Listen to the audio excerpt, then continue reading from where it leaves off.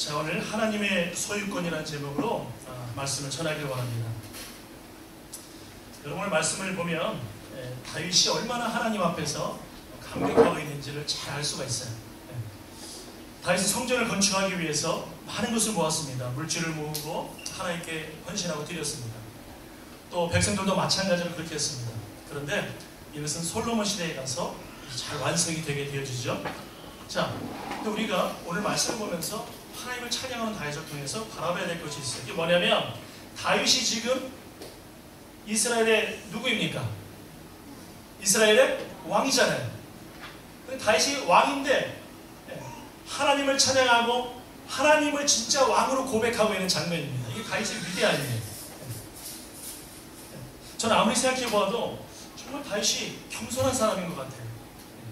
우리 조금만 뭐가 잘 되면 얼마나 순간순간 교만해지기 쉽습니까? 그렇죠?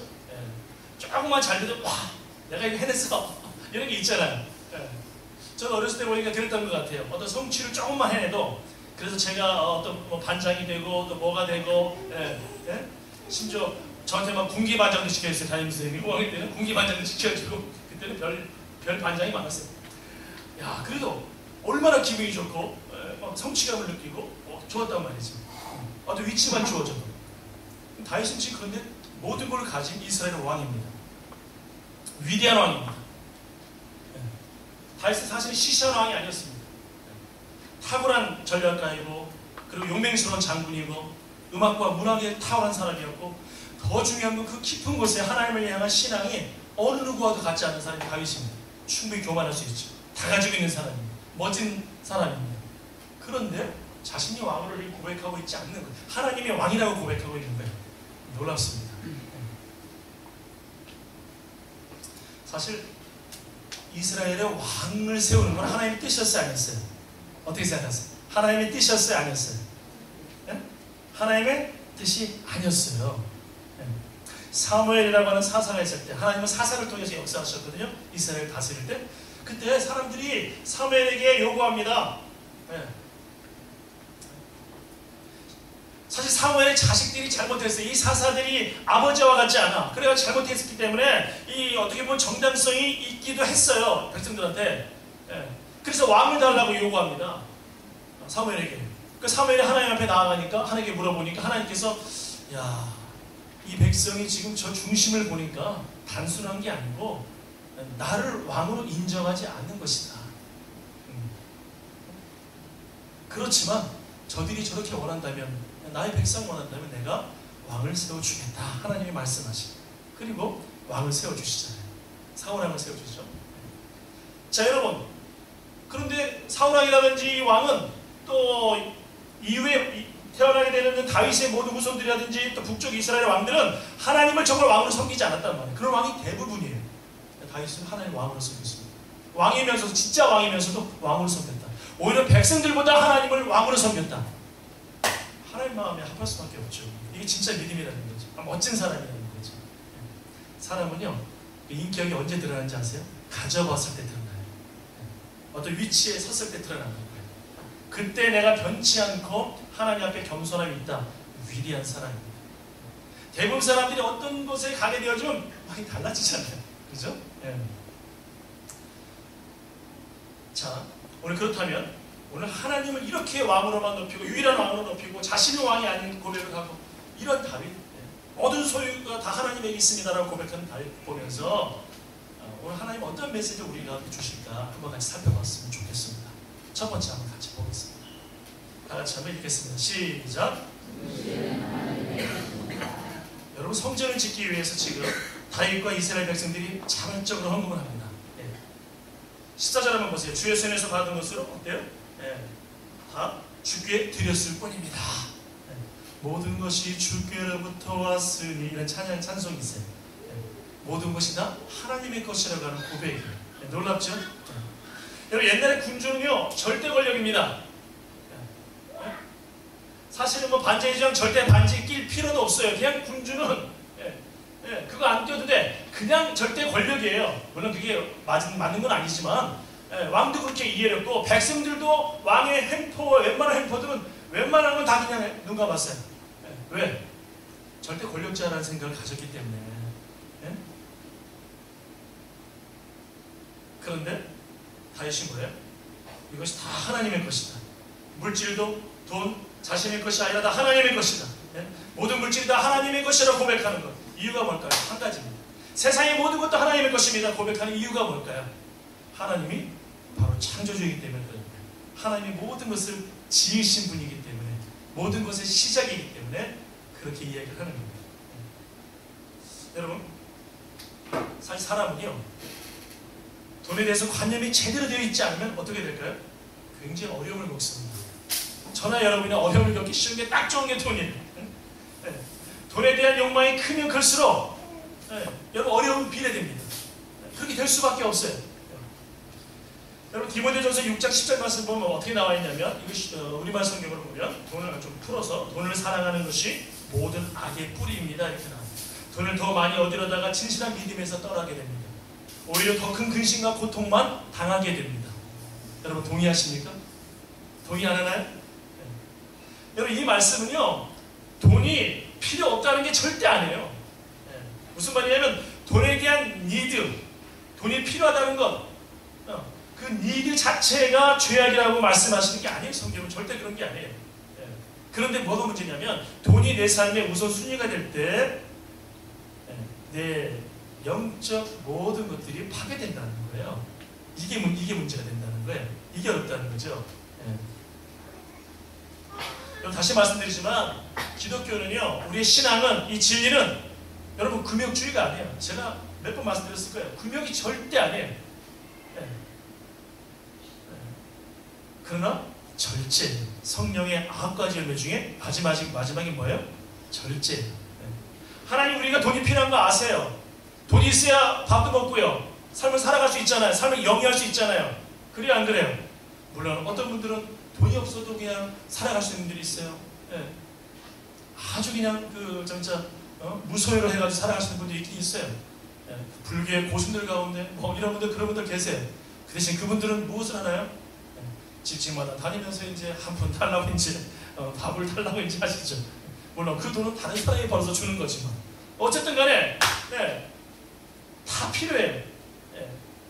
아예 뭐 아무것도 하지 말라는 게 아니에요. 돈이 약하니까 그거 벌지도 말라는 게 아니에요.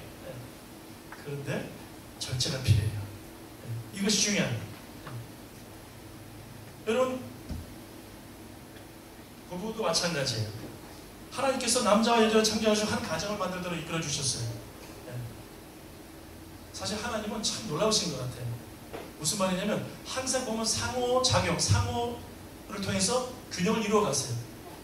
자연도 보면 바다와 육지가 있잖아요. 그렇죠? 예. 또 남자와 여자가 있잖아요. 또 암수가 있잖아요. 그렇게 해서 조화를 이루어 가시는 거예요. 하나님께서. 그게 창조 섭리라는 거예요. 이렇게. 자, 그런데 그 하나님께서 주시는 그 성이라는 것은 뭐냐면 그 거룩한 겁니다. 그것이 뭐냐면 부부 안에서, 가정 안에서만 거룩한 거예요. 그것이 벗어나게 되어지면 여러분 뭐예요? 위험하죠. 무슨 말이에요? 절제해야 되는 부분이라는 거예요. 금욕이 아니에요. 결혼했는데도 나는 하나님 앞에 금욕주의를 살기 때문에 당신과 잠자리도 안 하겠어, 평생 그러겠어. 그런 남자 여자라면 결혼하지 마세요. 그런 여자를 절대 만나지 마. 그런 남자를 만나지 마세요.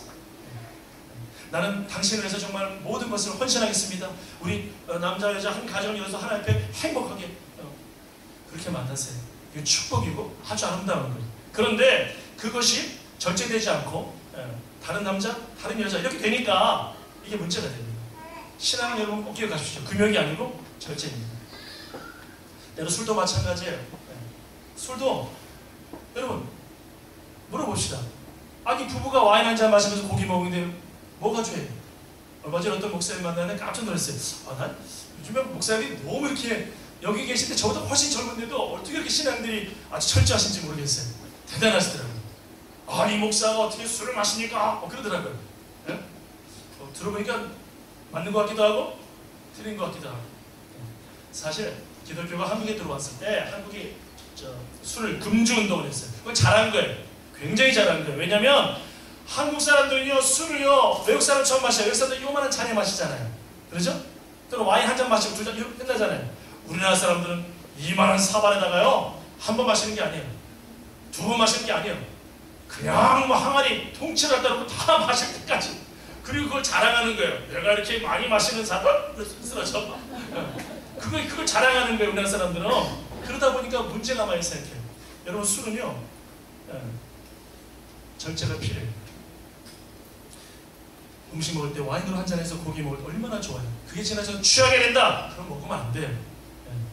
한 잔 먹고 예를 들어서 블랙, 레드, 화이트. 그래서 딱 먹고 나 이 정도 먹으면 취하잖아요. 교제할 수 있어요. 그 정도 끊으면 돼요. 근데 그 절제를 못하겠다. 그럼 여러분 금욕해야 돼요. 취하는 사람들은 금욕해야 돼요. 그냥 저는 그것을 2차 절제라고 얘기합니다. 그럼 먹으면 안 돼요. 또 어떤 사람 이런 사람이 있어요. 나는 나시린으로 하나님 앞에 구별됐습니다. 절대로 저는 마시지 않겠습니다. 나시린은 와인 마시지 말라는 게 아니라 독주를 마시지 말라 그랬지. 그런데 어쨌든 와인도 안 마시고 어떤 것도 안 마시겠습니다. 좋은 거예요. 저는 그거 아주 아름다운 거라고 생각해요. 그런데 저는 와인 한 잔을 꼭 마십니다. 고기 먹을 때. 그것도 좋은 거예요. 몸이 건강해지니까. 서로 판단할 거 아무것도 없어요. 서로 판단할 거 아무것도 없어요. 그러나 내가 신앙 안에서 하나님 앞에서 떳떳함이 필요해요. 내가 떳떳할 정도까지만 마시세요. 무슨 말씀인지 아시겠어요? 그게 절제라는 거예요. 그 절제가 굉장히 아름다운 거예요. 그게 없으면은 마시면 안 돼요. 굉장히 술에는 위험성이 굉장히 많습니다. 범죄의 신요소가 상당히 많아요. 그래서 제가 청년들한테 자주 얘기합니다. 절대로 아내와 남자 아니면 와인을 마시지 말라 그래요. 절대로 마시지 말아요. 절대. 아내와 남편, 가정에서만 한 잔을 마셔도 그렇게. 다른 남자, 다른 여자 마시지 마. 이 깊은 진리를 깨달아진 척. 신앙은 절제입니다. 절제. 자, 다시 말해서 그렇다면 목사님, 그 돈을 그러면 우리가 어떻게 해야 되나? 여러분, 나를 위해 쓰는 것 금욕하겠다. 그거 아니에요. 절제라는 말이에요. 알맞게 쓰세요. 아름답게 사용하세요. 그렇지만 그것을 과하게 여러분, 다른 사람을 돕는 거에 사용 얼마나 아름다워요. 그렇죠? 하나님 앞에 드리는 게 얼마나 아름다워요. 선교를 해서. 그런데 그렇지 않고 나를 향하는 모든 것들이 위험하다는 거예요. 거기서 절제하라는 거예요. 요즘에 헌금에 대한 이야기들이 많습니다. 한국에서 이런저런 신앙하시는 분들이 야 11조는 구약했는데 신앙할 필요가 뭐 있냐. 여러분 한 가지만 생각하시면 돼요. 그게 뭐냐면 예수님이 바리새인들에게 성경에 있는 거 얘기하는데 바리새인들에게 말씀하시는데 바리새인들 저들의 외식은 본받지 말지만 저들이 헌금을 많이 해가지고 11조가 남한테 잘 보이려고 하는 거 이런 건 본받지 말지만 저들이 가지고 있는 그것들은 좋은 의미로 받아들이고 간직하고 지키라고 했어요. 이거 굉장히 중요한 부분이에요. 중요한 부분. 여러분 그거 아세요? 초대교회가 성장하게 된 놀라운 이유가 뭐냐면 그들은요 심지어 모든 재산을 공유했습니다. 이 정도로 초월된 믿음을 가지고 있었어요. 놀랍죠? 놀라운 사람들입니다. 물론 지금은 컨텍스트가 달라요. 그래서 똑같이 하는 건 아니에요. 이건 아니지만 그 정도로 중요한 것이었고 한국교회가 130여년이 됐습니다. 130년 됐는데 한국교회가 이렇게 그 어려운 가운데 민족이 빛이 되어지고 소금이 되어지고 아주 교회들이 또 아름답게 성장했고 그리고 또 학교가 지어지고 고아원이 지어지고 병원이 지어지고 이런 모든 것들이 어떻게 이렇게 된지 아세요? 우리 초창기 믿음의 그리스도인들의 헌신이 어떻게 세워진지 아세요? 그들이 하나님 앞에 11조 했어요. 그들이 하나님 앞에 감사함을 했어요. 심지어 주일헌금을 했어요. 저는 제가 어렸을 때 저희 어머니 있잖아요. 어머니가 나중에 이제 예수 믿게 됐거든요. 아주 무속이나 불교에 깊이 심취했다가 저희 어머니는 한 가지를 믿으면 그냥 완전 뿌리를 뽑는 분이에요. 예수를 만나니까 어머니가 확 달라지는 거예요. 야, 이 예수를 진짜로 만났어야 됐는데. 그런데 어떻게 하신다면 어머니가 저 어렸을 때 마찬가지죠. 항상 우리 조상들 어른들은요. 심지어 쌀떡에서 항상 성미라고 해서 쌀까지도 교회들이 항상 하고 그랬어요. 성미라는 거 혹시 아세요? 아시는 분 손 들어보세요. 야 우리 교회 근데 세상에 한 20%도 안 되네. 아시는 분들이 성미라는 게 있을 때니까. 그래서 항상 성미 주머니가 있어. 주머니. 제가 이렇게 그거 한번 이렇게 쌀 먹으면 큰일 나는 거예요. 왜냐면 하나님께 바치는 거기 때문에 큰일 나는 거예요. 그 정도로 아주 전통. 그렇게 아름다운 그 마음들을 가지고 있어서 하나님이 이렇게 교회들이 성장하게 만들어 주신 거예요. 그런데 우리는 우리가 잘해서 이런 줄 알고 교회들이 이렇게 많은 문제들이 발생하게 된 거예요. 커지면서 문제가 발생하게 된 거예요. 오히려 더 겸손해야 되는 거예요.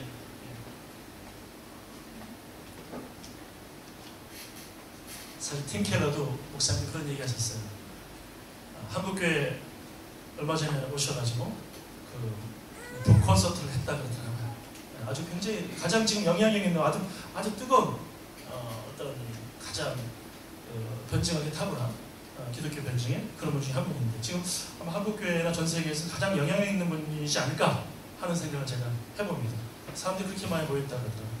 근데 그때 이 말씀 하셨다는 거예요. 팀 켈러가 한국교회가 지금 너무 대형화되면서 문제가 생겼다. 너무 권력화가 되어져 버렸다. 그래서 그 큰 교회가 하나 있는 것보다는 좀 나눠져서 그 교회들이 좀 더 많은 게 훨씬 더 선한 영향력을 끼칠 것이다. 당신 교회도 지금 5,000명인데 12개로 나눈다는 거죠. 12개로. 아름다운 이야기죠. 정말 아름다운 이야기입니다. 무슨 말이냐면 이게 절제를 못하는 거예요. 못하는 구조가 되어버리는 거예요. 여러분, 굉장히 중요합니다. 굉장히 중요한 것이죠. 무슨 말이냐면 물질은 하나님 앞에 아름답게 그리고 내 삶의 절제이기. 근데 여러분 너무 부담 갖지 마십시오. 여러분 가운데 아직 예수를 믿지 않은 사람 11조 하지 마세요. 또 아직 내 마음에 11조가 준비 안 돼서 안 해도 괜찮아요. 여러분 11조 안 해도 지옥 아직 가지 않아요. 어떤 목사님들은 11조 안 하면 지옥 간다고 거짓말이에요. 하나님 말고 혼나요 정말. 절대 그러면 안 돼. 하나님은요 11조 안 한다고 지옥 보내주고 11조 한다고 천국 보내주고 이런 분 아니에요. 헌금을 많이 하는 사람은 좀 더 높은 예를 들어서 좀 그 고급 빌라를 초기 가서 집을 주시고 헌금을 조그만 사람들은 저기 저 계집 같은 거나 저 가지고 살아라 이렇게 하는 분이 아니에요. 하나님은 자비와 사랑이 풍성하신 분이세요. 그래서 그런 거 상관없이 하나님 우리에게 놀라운 은혜와 구원을 주시는 분이세요. 하나님은. 그런데 우리가 왜 헌금을 하느냐? 헌금은 내 믿음의 표현인 거예요. 감사의 표현인 거예요. 그러니까 여러분이 그렇게 하고 싶은 만큼을 하세요.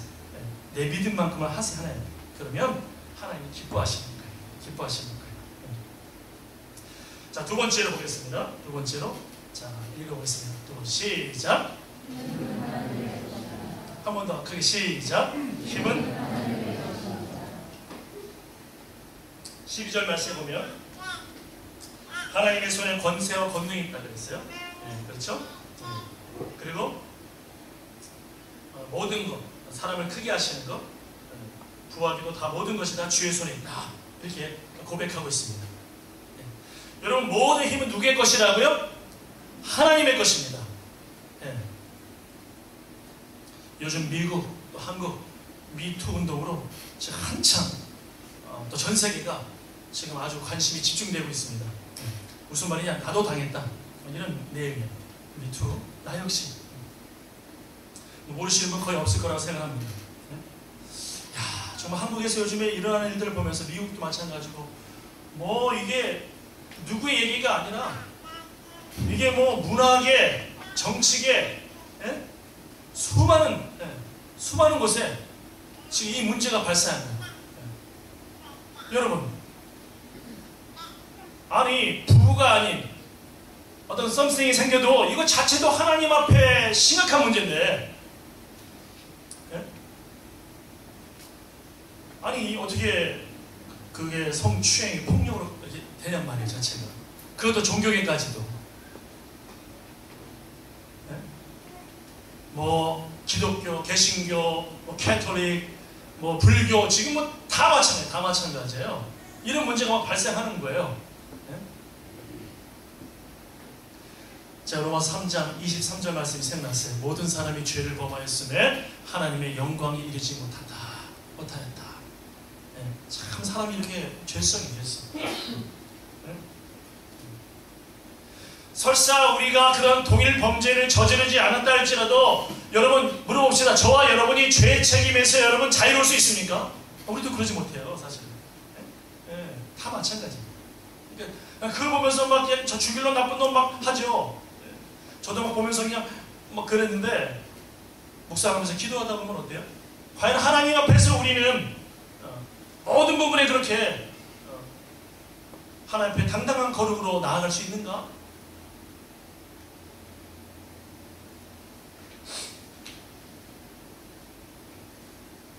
근데 왜 자꾸 이런 것들이 자익이 될까? 이렇게 예?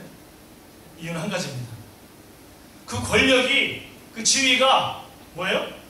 나에게 주어져 있는 어떤 그 힘이 내 것이라는 생각이 있었어요. 순간 잊어버리는 거죠. 예? 잊어버리는 거예요. 나의 것이다. 예? 내가 성공해서 얻은 위치에 그것이 나의 것이다. 어? 목회자들도 사고치는 사람들의 그 분들, 참 귀하고 훌륭한 목사님들, 정말 이름도 없이 빛도 없이 수고하시는 귀한 목사님도 꽤 많이 계시거든요. 그런데 어떤 걸 통해서 어떠한 소위 말해서 어떤 세상에서 말하는 어떤 성공을 가지고 있다는 분들이 착각하는 게 뭐냐면 교회 돈을 횡령하고 몇십억을 마음대로 써버리고 또 막 이런 추행 문제가 발생하고 심지어 뭐 자기들은 뭐 불의 사자라 그래가지고 뭐 능력이 많다 그래서 여러분 그러니까 너무 이렇게 능력 막 신비를 너무 좋아하지 마세요. 그러면서 그러니까 딱 해가지고 몇만 명 교회 사람이 걸려 문제가 심각하지 않아요? 수많은 사람들이 지금 그 문제를 지금 걸었잖아요. 고소했잖아요. 기도해준다고 앞으로 탁 당겨가지고 막별 정말 창피하고 부끄러운 일이죠. 근데 왜 그럴까요?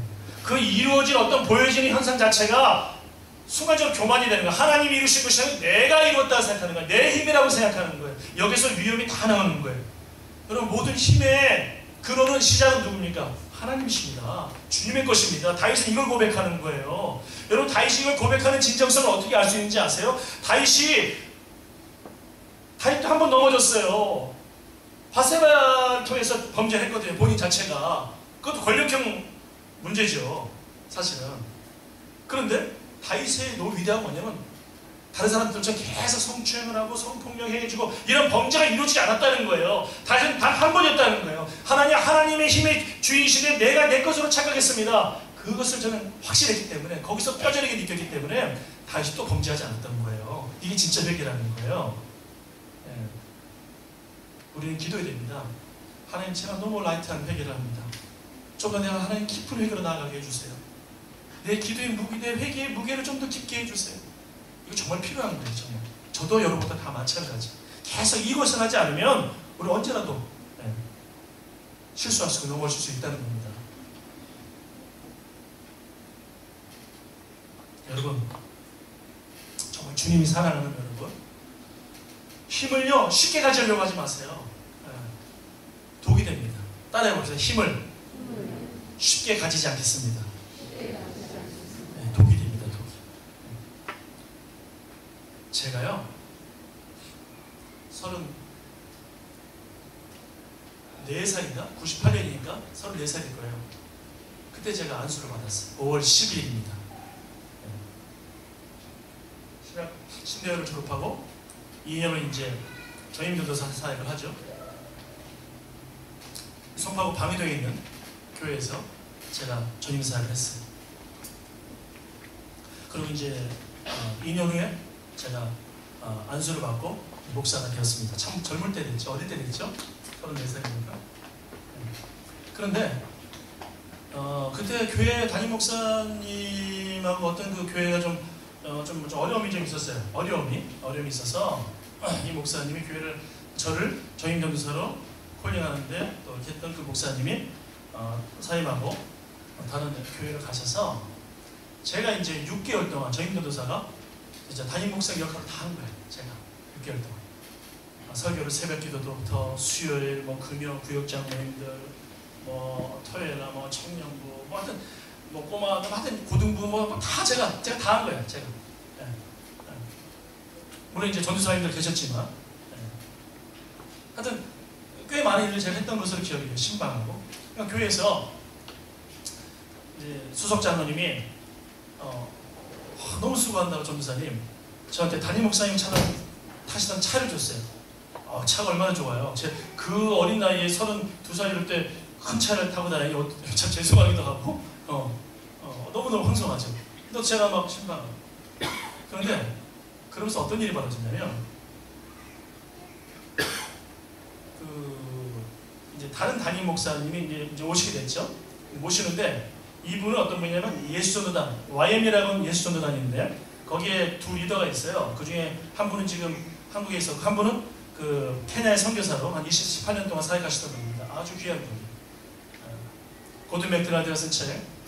그 책을 그 번역했던 분 사모님이 사모님이시고 아주 탁월하신 분들인데, 근데 이분들은 거기 잠시 하시는 거예요. 한 3년만 하기로 했고, 전원들이 저한테 이 어린 사람한테 3년 후에 담임으로 세우겠다는 거예요.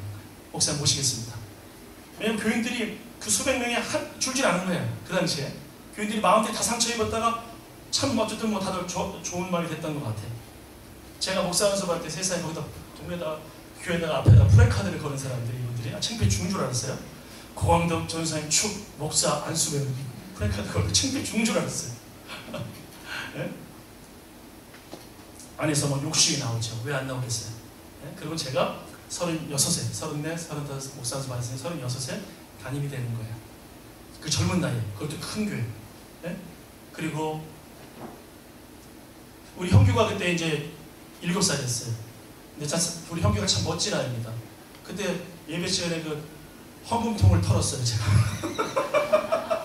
그 형규가 친구들하고, 이 생각해보니까 세상에 갑자기 전도사님이 오셔가지고 내가 목사님, 여자 전도사님 얼마나 얌전하시는데 막 말 못하는 거야. 말씀하세요, 목사님. 그래서 말하라니까요. 저기요, 목사님 정말 고민했어요. 외울 때 말씀하시라고. 괜찮다고. 저기 현구하고 친구들이 헌금통을 털어갔어요. 순간적으로 좀 무너지고 막 난리가. 제가 그런 교회였어요. 아마 안 좋은 추억이 회개했을 겁니다. 그랬어요. 근데 제 안에서 어떤 생각이 드냐면, 이거 내가 기도하면서 새벽 기도할 때마다 기도 방향을 어떻게 잡냐면, 하나님 제가 그동안 수고했는데 앞으로 더 수고하겠습니다. 하나님 제가 더 헌신하겠습니다. 나는 마음을 자꾸만 이쪽으로 가는 거예요. 이쪽으로. 왜냐면 이분들이 저한테 마음을 많이 줬기 때문에. 그런데 내 안에 기쁨을 해서 하나님께서 왠지 내 마음에 그 평안함을 주시지 않더라고요. 왠지 내 안에. 계속 나는 이쪽으로 좀 틀어가지고 살짝 들어서 정말 확 틀면 보이잖아요. 그러니까 보이지 않는 것처럼 내가 하나님 앞에서, 하나님 저는 주의 뜻을 다 따르겠습니다. 저는 주님이 말씀하신 거 다 순종하겠습니다. 그러면서 살짝 이렇게 들어가지고, 그러나 제가 열심히 헌신하겠습니다. 이러면서 했어요. 그런데 내 마음에 평안이 없더라고요. 네. 무슨 말이냐면, 그 힘을 쉽게 어렸을 때 갖는 것을 주님이 저에게 원하지 않으셨다는 거예요. 네. 그래서 제가 그걸 기꺼이 포기했습니다. 사람들 막 어떤 자세한 얘기를 할 수 없지만 굉장히 사람들이 아쉬워하고 여러 일이 많이 있었어요. 지금도 거기다 장로님이 지금 시댁이 오셨더라고요. 그래가지고 연락이 오셨더라고요. 목사님, 목사님 저 귀에 어떻게 됐어요? 그러니까 목사님 너무 보고 싶어서 목사 목소리 듣고 싶어서 전화했다고. 알고 봤더니 제 제자가 지금 시드니에 있는 동산교회라고 한 몇백 명의 교회, 거기 그 사모님이 됐어요. 제 제자가. 그래서 그 제자가 전화오고 막 이렇게 된 거예요. 시드니에 동산교회 있죠? 우리 잘 아시죠? 거기 제 선배 목사님이 이제 사임하시고, 근데 전화 왔는데 알고 봤더니 이제 제 제자였더라고요. 목사님 제가 여기 사모가 됐어요. 그렇게. 여러분, 그런데 제 마음이 평안해요. 포기했을 때 오히려 행복합니다. 여러분, 그것이 더 주님께서 기뻐하시는 거라는 생각이 들어요. 여러분, 신뢰하면요, 그리고 마땅히 사용해야 할 방향에 사용해야 되는 거예요. 마땅히 사용해야 될 방향. 여러분, 경제력, 지위, 물리적인 힘, 어떤 것도 그 목적에 맞게 사용해야 된다는 거예요. 이게 굉장히 중요한 거예요. 여러분, 예수님이 40일 금식기도 하신 다음에 마귀가 시험하시죠. 얼마나 약해지셨을까? 예수님도 인성이 있으셨잖아요. 인성. 여러분, 예수님을 신성만 가지고 있는 분이다. 하나님의 아들이기 때문에 어떠한 인간의 고난도 고통도 이해하지 못하실 거야. 가지고 경험하지 않으셨을 거야. 이단입니다. 예수님이 완전한 하나님이셨지만 완전한 인간이셨어요. 우리가 경험해야 될 고통을 다 겪으신 거예요. 굶주림도 피곤함도 다 겪으신 거예요. 그런데 죄가 없으신 것이죠. 이제 마귀가 유혹하기 딱 좋은 거예요. 40일 금식기도 했다. 얼마나 진짜 모든 것이 진짜 힘든 상황입니까? 조금이라도 위로하는 어떤 것만 준다면 그냥 무조건 따라가는, 인간이 이렇게 연약하지 않을까요? 여러분, 고통스럽고 힘들 때 조금만 이단이 와서 위로하거나 좀 잘해주면요, 2단이고 3단이 필요 없어요. 지금 내가 도움 주면 무조건 따라갈 겁니다. 인간이 이렇게 간사하고 약해요. 네? 예수님에게 지금 힘을 주겠다고 이야기합니다. 마귀가 천하 만국을 보여주면서 다 주겠다고 얘기합니다. 모든 것을 주겠다고 이야기합니다. 그런데 예수님이 그거 따라가지 않아요. 왠지 아십니까? 예수님은 힘을 목적에 맞게 사용해야 된다는 걸 누구보다도 잘하셨어요. 그래서 예수님이 십자가에서 죽으시는 게 그게 바로 예수님의 힘을 사용하는 방향인 거였어요. 우리를 사랑하셔서 자신의 모든 것을 주시는 게 가장 위대한 힘을 사용하는 길이었어요. 그래서 예수님이 그 고통의 십자가를 지신 겁니다. 죽으신 겁니다. 주님께서. 우리가 정말 귀한 분들이죠. 여러분과 제가 알고 보면 참 귀한 거예요. 나 때문에 귀한 게 아니고 예수님 때문에 의미가 있어진 거예요. 예수님이 가장 큰 힘, 위대한 힘, 하나님의 아들의 힘, 그것을 다 포기하면서까지 사랑한 사랑입니다. 얼마나 우리가 소중한 존재라는 거예요.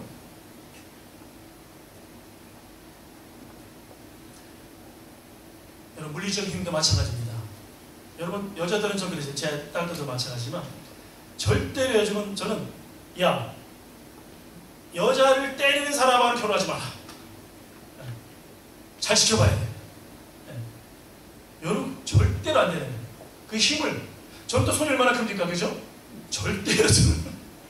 제가 맞아요. 저 얼마나 많이 맞았는지 몰라요. 제 아내가 뻔치한 걸 좋아해요. 가끔 맞아줍니다, 이렇게 제가. 맞아줘야 되네, 맞아줘요. 여자들은 맞아줘야지. 근데 여자들도 기억하세요. 당신의 예민함을 남자를 집요하게 괴롭히는 데 쓰면 안 돼요. 여자들 아시겠어요? 여러분들의 그 예민함, 섬세함을 남자를 막 집요하게 괴롭혀 여기 쓰면 안 된다는 여러분의 힘을. 네? 엄마 아빠도 잘 들으세요. 그 위치를 가지고 자녀들을 내 마음대로 하는 것을 사용하면 절대 안 돼요. 내 마음대로. 네? 자녀들 너무 좋아. 맞아. 그래요. 맞아요. 근데 자녀들 잘 들으세요. 7살 때까지 효도 다 했다고 엄마 아빠 거역하는데 그 힘을 사용하지 마세요. 네? 엄마 아빠를 거역하는데 힘을 막 사용해? 내 힘을. 아빠는 나를 이해 못해요. 엄마는 나를 이해 못해요. 나는 지금 인생의 과도기예요. 내 힘을 이해 못하기 때문에 나는 싫어요. 내 마음대로 살 거예요. 그거 아니란 말이에요. 네? 자, 세 번째 보겠습니다. 같이 읽겠습니다. 시작. 모든 것이 하나님의 것입니다. 자, 11절에 보면 모든 것이 하나님의 것입니다. 자, 모든 것이 하나님의 것이다라는 거 보면 때로는 사람들 이걸 이해를 못해요. 사람들이 왜 자꾸 인본주의로 가냐면 하나님에 대한 거역입니다. 반동입니다. 아니, 하나님 모든 게 다 하나님의 것이, 하나님이 창조주야. 그럼 우리 인간은 뭐야? 우리는 모든 게 무시되는 거야? 우리와 하나님, 도대체 하나님은 우리 종속의 관계인 거야? 뭐야? 주종이야? 아니, 하나님 우리 노예야? 도대체 뭐야? 그런 게 아니에요, 여러분. 이걸 오해해서 그래요. 모든 것이 하나님의 것인다는 뭐냐면 이 안에 하나님이 우리를 얼마나 사랑하시는지, 하나님이 우리를 책임지시겠다고 하는 하나님의 약속이 있는 거예요. 온 세상이 하나님의 것이잖아요. 그러니까 하나님께서 우리를 책임지려고 얼마나 수고하는지 모르세요. 우리를 보호하시려고 얼마나 수고하는지 모르세요. 하나님은 누구의 전능자라고 그러잖아요. 전능하신 나의 하나님은 바로 하나님 우리를 전능자의 그늘 아래 보호해 주시려고 하나님은 그렇게 하시는 분이세요. 모든 것이 하나님의 것이기 때문에 그 안에는 하나님의 놀라운 사랑이, 보호가, 책임이 담겨져 있다는 거예요. 하나님이 전능하시다. 그럼 우리 뭐야? 이거 굉장히 하나님의 사랑을 제대로 이해 못하는 거예요. 하나님이 전능자이기 때문에 너무 감사합니다. 이 고백이 나와야 되는 거예요. 이 고백이. 여러분, 욥이라는 사람 잘 알잖아요. 욥이 고통에 대해서 얼마나 하나님을 원망하죠? 처음에는 원망 안 했어요. 나중에는 근데 너무 답답한 거예요. 고난이 너무너무 심해지고 너무너무 예민해지고 마치 짐에서 몸무게 무거운 어떤 것들 들 때 감당하기 힘든 정도까지 와가 도저히 안 되는 상황이 오니까 욥이 이 상태에 오니까 욥이 탄식을 하는 거예요. 하나님 만나고 싶습니다. 내가 뭘 그렇게 잘못했나요? 이렇게 되는 거예요. 지금 상황이. 욥 정도면 대단한 거죠. 정말 대단한 사람이에요. 귀한 사람이에요. 네. 그래서 하나님께 그렇게 자신의 고난을 이야기하고 또 원망할 때 욥기 40장 2절 보면 이런 말씀이 나와요. 하나님이 욥에게 말씀하시는 거예요. 너는 아직도 전능자와 논쟁하려느냐? 너는 아직도 전능자와 논쟁하려느냐? 무슨 말이냐면 하나님이 욥을 그냥 고난 많네, 나 모른다, 네 맘대로 해라, 나는 너희들 인간들 아무것도 내 삐져버리니까 내가 장난감으로서 삼겠다, 이게 아니에요. 하나님은 지금 말씀들은 굉장히 절제되어 있고 그리고 아주 압축되어 있기 때문에 우리가 하나님의 마음을 제대로 못 보고 있는 거예요.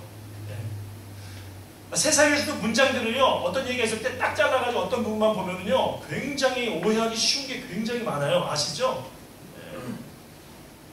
그런 위험성이 많습니다. 마치 그런 것처럼 하나님 말씀도 굉장히 압축되어 있기 때문에 그거만 보면 야, 하나님이 이렇게 무서운 분이시고 하나님이 이러한 분이시고 인간을 배려 안 하시는 것 같고 그게 아니에요. 하나님 이 말씀 뭐냐면 야, 내가 전능자야. 내가 전능자야. 내가 너를 책임질 거야. 내가 다 보고 있었고 알고 있었어. 조금만 더 참아줘. 너를 내가 반드시 내가 너에게 정말 정금같이 빛나게 해줄 것이고 그 복을 줄 것이고 너를 새롭게 해주실 것이고 많은 사람에게 인정받게 해주실 것이고. 실제로 욥의 세 친구가 나중에 그들의 잘못함을 하나님은 보여주셨거든요. 욥을 우뚝 세워주시거든요. 욥에게 더 많은 것을 주시거든요. 이게 뭐냐면 하나님이 욥을 책임지신다.